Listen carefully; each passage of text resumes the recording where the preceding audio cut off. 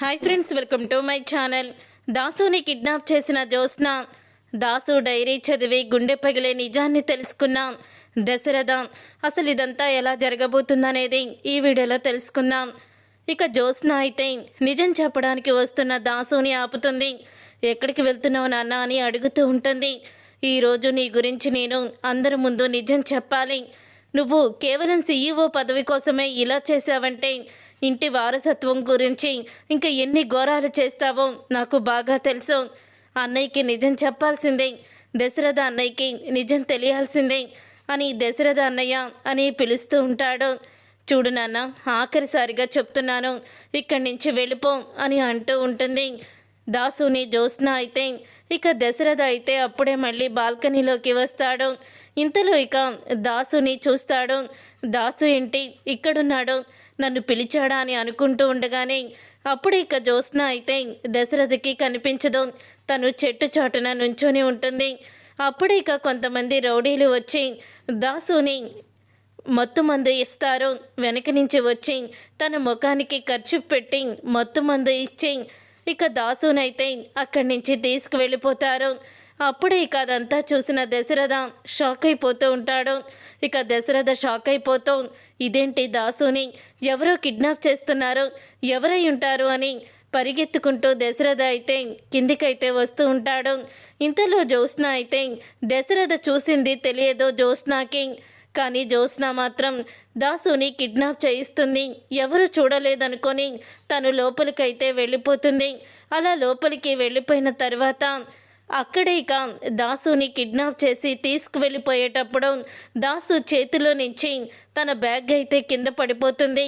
జ్యోత్స్న కూడా అక్కడి నుంచి వెళ్ళిపోతుంది, కానీ ఆ విషయం గమనించదు. అప్పుడే ఇక దశరథ అయితే ఇక దాసుని కిడ్నాప్ చేస్తున్నారని తెలుసుకొని పరిగెత్తుకుంటూ అయితే వస్తాడు. వచ్చేసరికి దాసుని అక్కడే వ్యాన్లో పెట్టుకొని తీసుకువెళ్ళిపోతారు.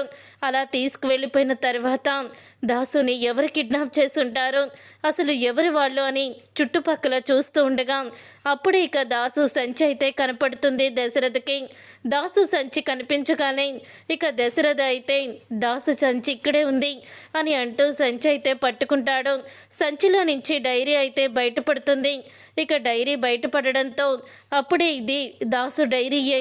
అసలు జ్యోత్స్న దాసుని ఎందుకు కొట్టిందో ఈ డైరీలో ఖచ్చితంగా రాసుకునే ఉంటాడు అని దశరథ అయితే ఇక డైరీని అయితే చదవబోతూ ఉండగా ఇంతలో ఇంకా కార్తీక్ అయితే అక్కడికి వస్తూ ఉంటాడు. అసలు దాసు మావయ్యకి ఏమైంది, ఎందుకు దాసు మావయ్య నిజం చెప్పాలని అనుకుంటున్నాడు అని అనుకుంటూ ఉంటాడు కార్తీక్. ఇక దాసు రాసిన డైరీని అయితే దశరథ ఓపెన్ చేస్తాడు. ఒక చావు ఒక పుట్టుక అంటూ దాంట్లో రాసి ఉంటాయి. నేను నీ కుటుంబానికి చాలా అన్యాయం చేశాను శివనారాయణ గారు. మీ కుటుంబ వారసురాల్ని మా అమ్మ మార్చేసింది, నాకు పుట్టిన బిడ్డని తీసుకువచ్చి మీ ఇంటి వారసురాల్ని చేసింది అంటూ ఆ డైరీలో మొత్తం కూడా రాసి ఉంటుంది. జ్యోత్స్న మీ ఇంటి వారసురాలు కాదు, దీప మీ ఇంటి వారసురాలు అని రాసి ఉంటుంది. కానీ జ్యోత్స్న మాత్రం ఈ నిజం తెలుసుకొని నన్ను చంపాలని చూసింది. అన్నయ్య నన్ను కాపాడాడు, కానీ అన్నయ్య కాపాడాడు. తరువాత గతం గుర్తుకు వచ్చాక నిజం చెప్పడానికి నేను వచ్చేసరికి దీప ప్రాణాపాయ స్థితిలో ఉంది. జ్యోత్స్న కార్తీక్ని బ్లాక్మెయిల్ చేసి అగ్రిమెంట్ మీద సంతకం చేయించుకొని దీపకి బ్లడ్ డోనర్ని పంపించింది.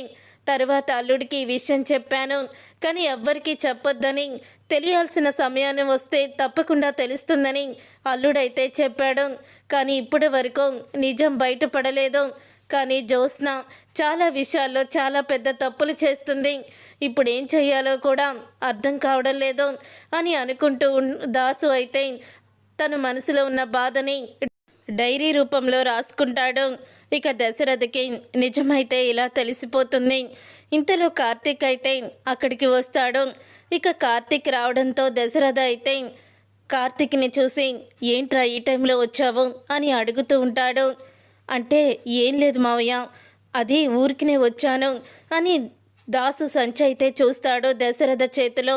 ఇక చూసి ఒక్కసారే షాక్ అయిపోతూ అంటూ ఉంటాడు, ఇదేంటి దాసు మావయ్య సంచి మీ దగ్గర ఉంది అని అడుగుతూ ఉంటే దాసుని ఎవరో కిడ్నాప్ చేసి తీసుకువెళ్ళిపోయారు అని అంటూ ఉంటాడు దశరథ. ఆ మాట విని ఒక్కసారే షాక్ అయిపోతూ ఉంటాడు కార్తీక్. అయితే ఏంటి మావయ్య మీరు చెప్పేది? అసలు దాసు మావయ్యని ఎవరు కిడ్నాప్ చేసి తీసుకువెళ్ళారు అని అడుగుతూ ఉంటాడు కార్తీక్. అయితే అప్పుడే ఇక కార్తీక్ని పట్టుకుని ఏడుస్తాడు దశరథ.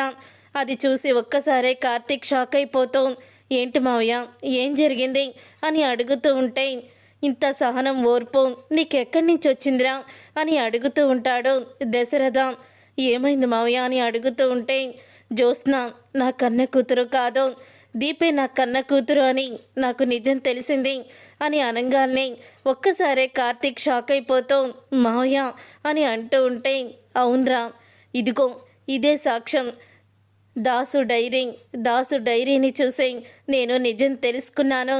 ఆ రోజు జ్యోత్స్న దాసుని ఎందుకు చంపాలనుకున్నదో ఆ నిజం బయటపడలేదో ఆ నిజం ఎప్పటికైనా బయటికి వస్తుందని ఇన్ని రోజులు ఎదురు చూశాను. ఏదో బలమైన కారణం ఉందని, అందుకే జ్యోత్స్న దాసుని చంపాలని చూసిందని నాకు అర్థమయ్యింది.